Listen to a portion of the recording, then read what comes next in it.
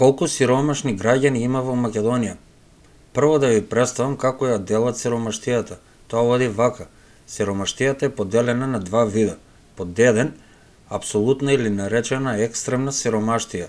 Апсолутната или екстремната сиромаштија се однесува на недостаток на основни потреби за опстанок, како што се недостаток на храна, чиста вода за пиење или соодветни услови за домување, недостаток на облека, лекови и слично.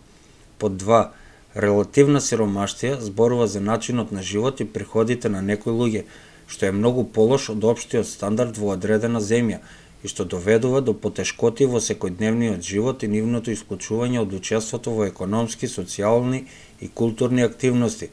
Ризикот од сиромаштија може да се должи на ниските примања, материјалното лишување и невработеноста. Покрај сиромаштијата тука е и социјалното исклучување на поединци, семејства и групи на лица на кои се сметаат за сиромашни ако нивните ресурси, материјални, културни и социјални ресурси се на такво ниво што ги исклучува од минималниот прифатлив начин на живот во земјата во која живеат. Ова е дефиницијата на Евростат користена од страна на Државниот завод за статистика на Македонија. Деновиве македонските медиуми се преполни со текстови и прилози за поскапување на цените, тема која го мачи поголемиот дел од населението во Македонија. Без разлика на национална, верска и возрастна група, сите ние чекаме подобро економско утре, но тоа утре никако да дојде. Изгледа проценката во Словенија, оние што статистиката ги смета за сиромашни, во Македонија би биле солидна средна класа.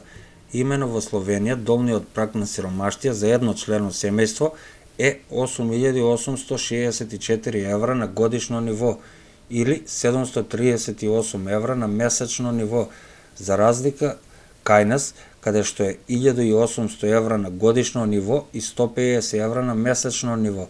Во Македонија стапката на сиромаштија во однос на вкупното население се движи повеќе од 25%. Во Македонија има повеќе од 150.000 граѓани кои живеат во апсолутна сиромаштија, а повеќето од 1.200.000 граѓани не може да си ги дозволат основните потреби. Луѓето бараат храна, значи постои глад во Македонија, и тоа е поразително за сите нас. Македонија на европско ниво е една од најсиромашните земји, а има и највисока стапка на младинска невработеност. Овие статистички анализи не ја покажуваат апсолутната сиромаштија, туку ја покажуваат релативната, која покажува колку луѓе во својата Македонија не можат да се хранат како што треба, не може да си дозволат соодветно образование и лекување.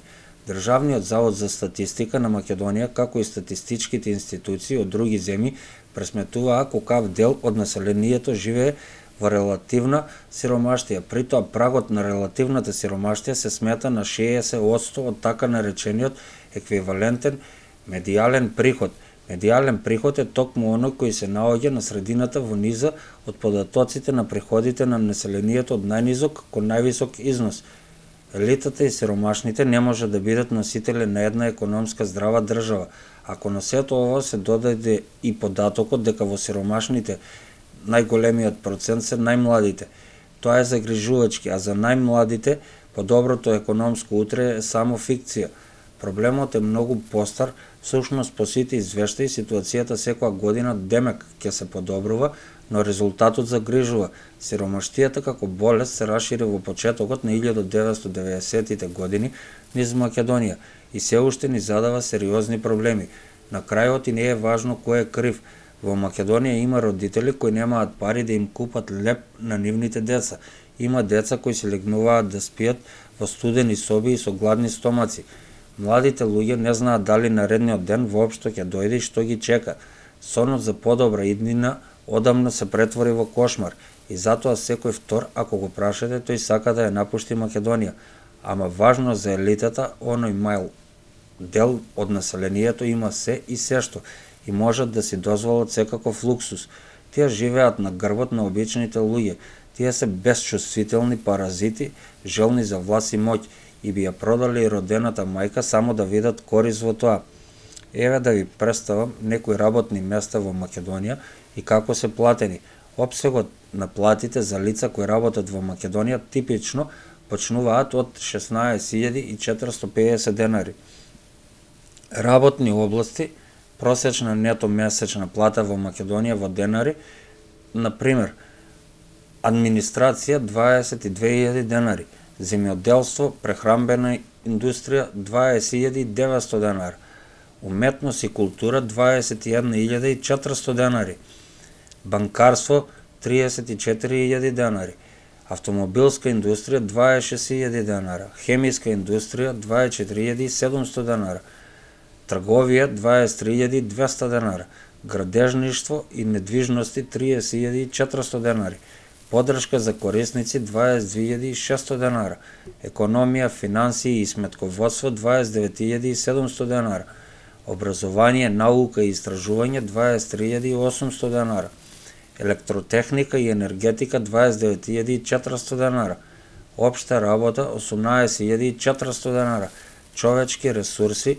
33.100 денари, информацијска технологија 47.800 денари, осигурување 25.600 денара, новинарство, печатарска уметност и медиуми 22.700 денари, закон и законодавство 29.400 денара, лизинг 35.700 денари, управување на повисока функција 42.700 денари, маркетинг, рекламирање и пиар 28.400 денари, механички инженеринг 29.400 денари, медицина и социјална грижа 26.200 денари, рударство и металургија 26.000 денари, фармацевска индустрија 28.700 денара, производство 23.800 денара, јавна администрација и самоуправа 29.100 денара, управување со квалитет 29.700 денара, безбедност и заштита 21.700 денара,